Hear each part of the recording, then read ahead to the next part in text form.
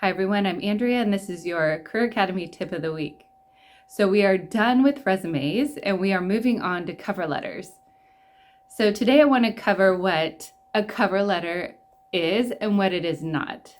And then we'll get into formatting in later weeks and what you should actually be writing. So let's talk about what a cover letter is.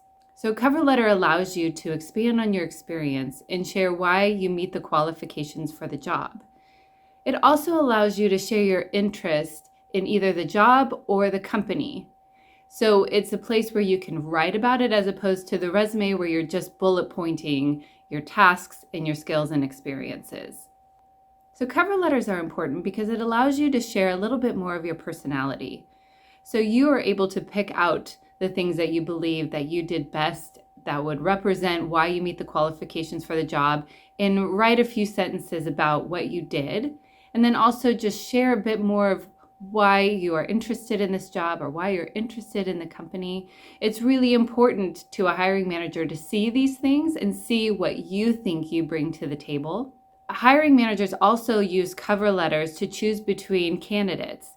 So if you've decided that you didn't want to write a cover letter or you just use a generic one, yet someone else with the same qualifications wrote out a very good cover letter, more than likely they would get the interview over someone that didn't.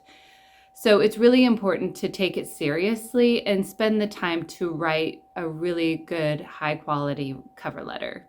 So now we're going to go over what cover letters are not. The first one is that a cover letter is not a rehashing of your resume. So there are some cover letters that I've seen where they just bullet point again in the cover letter, or they write out just the same tasks that they did in their resume.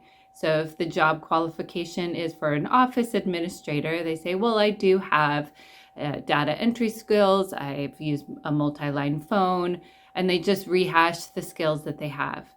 A cover letter really needs to go a little more in depth and explain what your qualifications are, and even share a bit more of the accomplishments you've had. Number 2, a cover letter is not a personal journal. So I have seen cover letters where people go a little bit too in depth of what their situation currently is, or they're using it to share too much personal information or to share their opinions on the work. For example, I saw someone that was applying for an office administrator position, and they said that they are looking forward to the variety of work because then they won't be bored. Well, that kind of language is not appropriate for a cover letter. You can talk about that you are looking forward to a variety of work, but you have to put it into a different context and say, I look forward to a variety of work because then I can use all of my skills. Number 3, a cover letter is not just a box that you check off and say that you're done. You really need to take the time to write one out for every job and write it specific to that job. If you're going to just use a generic cover letter that you've written 10 years ago that you're just going to keep using for every job, it's almost not even worth it to send it in. It's extremely important that you take the time to write a cover letter specific to that job. Okay. So as we go forward in the coming weeks, I'm going to go over formatting and also what are some tips that you should use when you're writing a cover letter. But today I just wanted to cover what it is and what it is not. So I want to leave you with some questions that you can start asking yourself as you write a cover letter.